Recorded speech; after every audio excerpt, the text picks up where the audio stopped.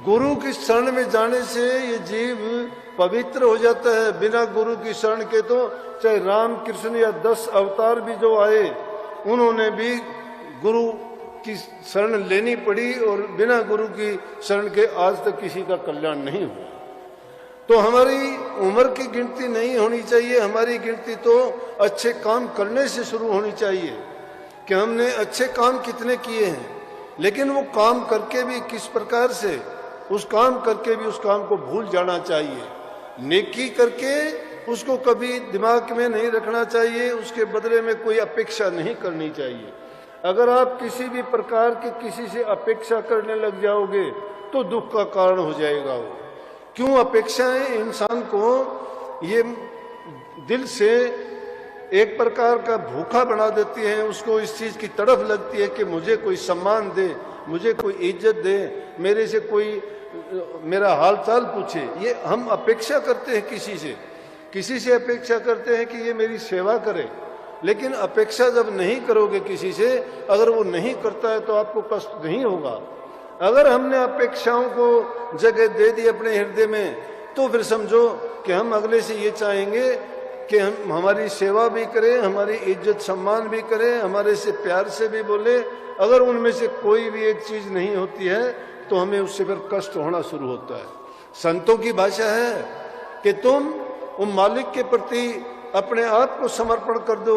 जब अपने आप को उसको सौंप दोगे तो ना मान की जरूरत है, ना सम्मान की जरूरत है, ना अपेक्षा रहती है, ना इच्छाएं रहती हैं, ना तृष्णाएं रहती हैं, ना वासनाओं के गुलाम बनते हैं। परंतु हम तो सोचते हैं गुरु के पास चले गए, नाम हमने ले लिया और हमारा कल्याण हो जाएगा। इस तरह से कल्याण नहीं होता।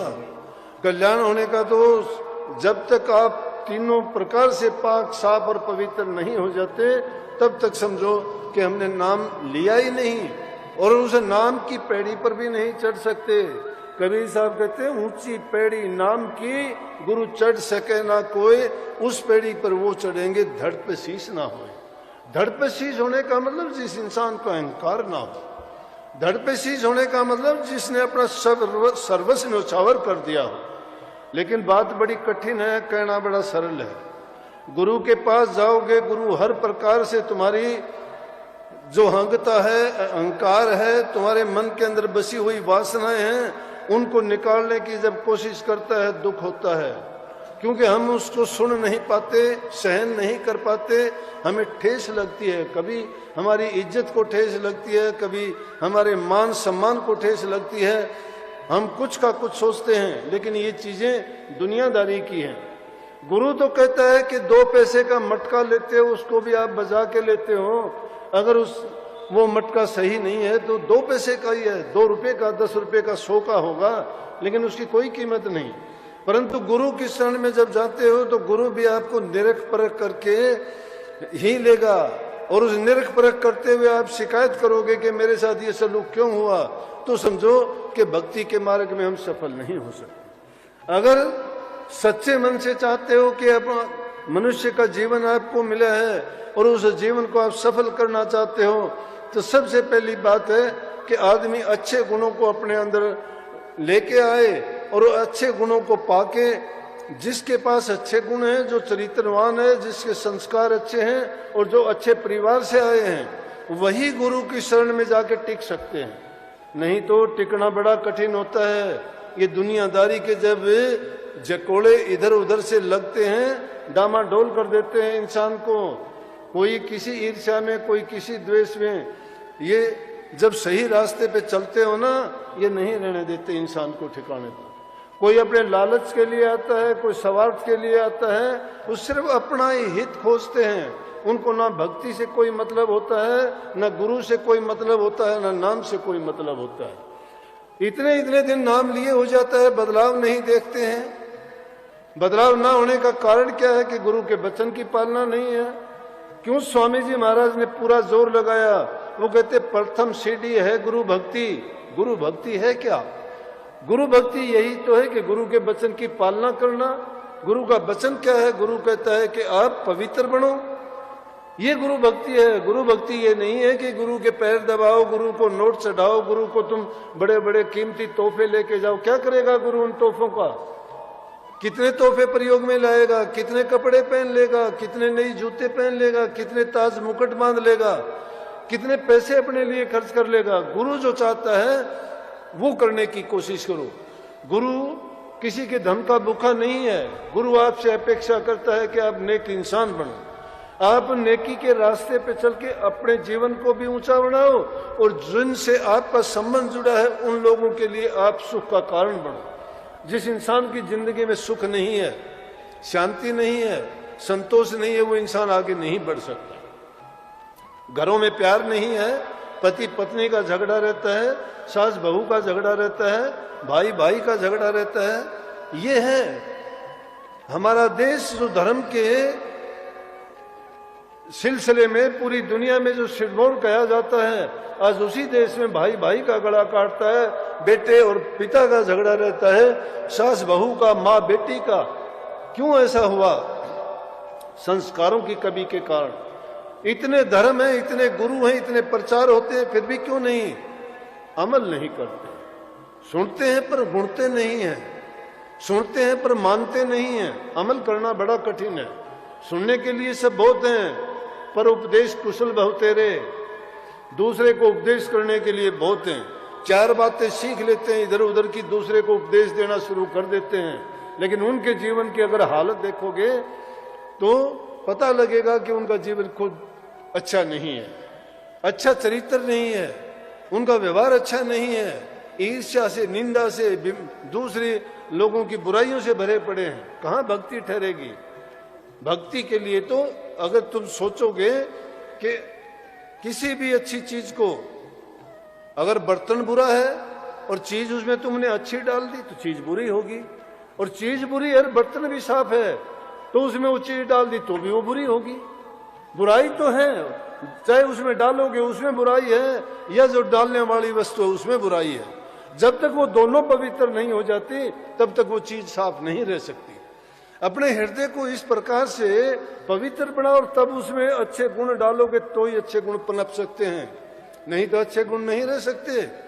हम तो दो बात अगर की होगी थोड़ी, अहंकार में बड़े वो हो जाते हैं, मेरा ये है, मैंने वो कर दिया, मैंने वो कर दिया। अरे क्या कर दिया? कुछ नहीं किया हमने। अपनी औकात का जब पता लगता है, कहने की बातें सुनते हो ना कि जब इंसान को अपने से बड़ी चीज दिखाई देती है फिर औकात का उसको पता लग जाता है।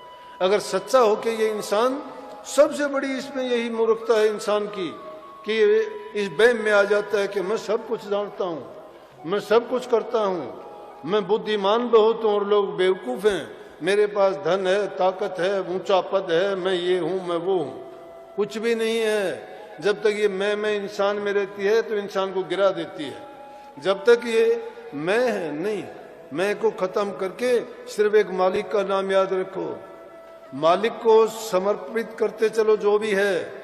संतों से कभी सुना आपने मैंने ये कर दिया? संत करके भी कहते हैं कि सतगुरु ने किया, मालिक ने किया, क्योंकि उसमें अहंकार नहीं आता। वैसा करने से वो अपने सिर भार नहीं रखते कोई भी, क्योंकि अगर ऐसा करते करते, दुनियादारी के लोग तो ऐसे हैं कि वो घेर लेंगे उसको, क्योंकि उनको अपना स्वार्थ लगा है, किसी को किसी बात का, किसी को किसी बात का। वो तो ये चाहते हैं कि हमारी सब प्रकार की जो जरूरतें हैं वो पूरी हो जाएं। हम संतों के पास अगर संसार की चीजों को लेके जाएंगे तो संत सत्संग हमारे लिए संसार बन जाएगा। अगर संतों के पास हम भक्ति के लिए, नाम के लिए जाएंगे तो वही सत्संग हमारे लिए हमारा कल्याण का साधन बन जाएगा। इसलिए संसार की चीजें लेके संतों के पास जाते हैं, लेकिन ये नहीं कहता कि ना जाओ। अरे जाओ तो, लेकिन ये सोच के जाओ अगर भक्ति कमाना चाहते हो तो संसारी चीजें अपने आप पूरी होती चली जाएंगी। छोटी सी एक मिसाल बताऊं, अपने बहुत से सत्संगी नेपाल में काम करते थे पहले। अब जब ये थोड़ी चाइना का सामान हिंदुस्तान में आना शुरू हो गया, सारे व्यापारी लोग हैं अपने यहाँ से गांव में से गए हुए सेठ लोग, तो उन्होंने क्या किया कि अब सिलीगुड़ी बिल्कुल साथ में पड़ती है बॉर्डर के, तो कभी उनसे बात हुई तो मैं कहने लगा तुम पैसा कमाते हो, देश दूसरा है, कानून पता नहीं कब क्या बदल जाए, तुम्हें अपनी प्रॉपर्टी वहां बनानी चाहिए अपने देश में, ताकि तुम्हें कोई कष्ट ना हो। लेकिन कुछ दिन के बाद में इन्होंने बात को माना, धीरे धीरे करके इन्होंने अपना सारा शिफ्ट कर लिया और देखते देखते वही बात साबित होगी। लेकिन क्या हुआ कि जो लोग सत्संग से जुड़े थे वो लोग पान, बीड़ी, तंबाकू, सिगरेट, शराब सब कुछ छोड़ दिया। सिर्फ आराम से आपस में मिलके प्रसाद बनाते, अच्छा भोजन खाते, और उन्होंने इन चीजों को जब त्याग दिया तो हर प्रकार से अपने काम में मन लगाया। जो आदमी बुराइयों में पड़ जाता है वो काम की परवाह नहीं करता। कब परवाह करता है? एक आदमी शराब पी के अगर अपने आप को कर लेता है तो शराब के नशे में पड़ा रहता है। अगर वो सरकारी नौकरी करता है तो वहां नहीं पहुंचेगा। जमींदार आदमी है तो खेत के काम में टाइम पर काम नहीं करेगा। अगर वो और कोई बिजनेस करता है तो आराम से जाके अपने बिजनेस में पूरा मन नहीं लगाएगा। जब अपना मन किसी चीज में नहीं लगाता है तो कमाएगा क्या, पाएगा क्या? तो उसको सब कुछ मिलता। लोग कहते हैं कि इसको गुरु ने दे दिया, गुरु ने दे दिया, लेकिन देने का तरीका क्या?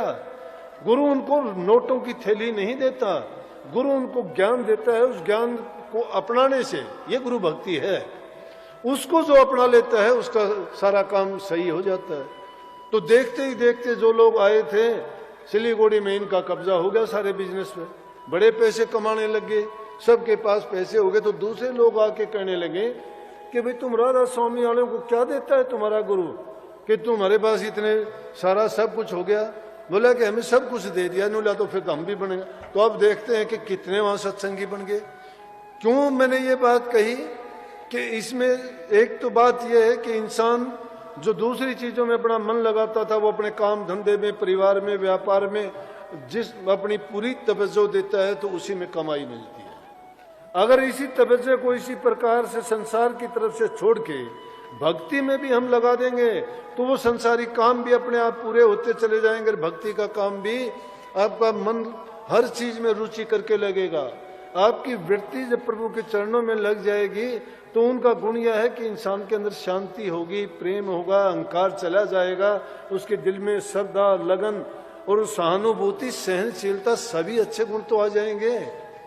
लेकिन ये आदमी क्या करता है, जब काम कोई करता नहीं, जेब में कुछ होता नहीं, फिर इधर उधर ये ताक झांक करता है, दूसरे की चीज पर दृष्टि डालता है। तो ना होने के कारण उस चीज की जरूरत उसको होती है, उससे उल्टे सीधे काम करते करते वो बड़े पापों में भी फंस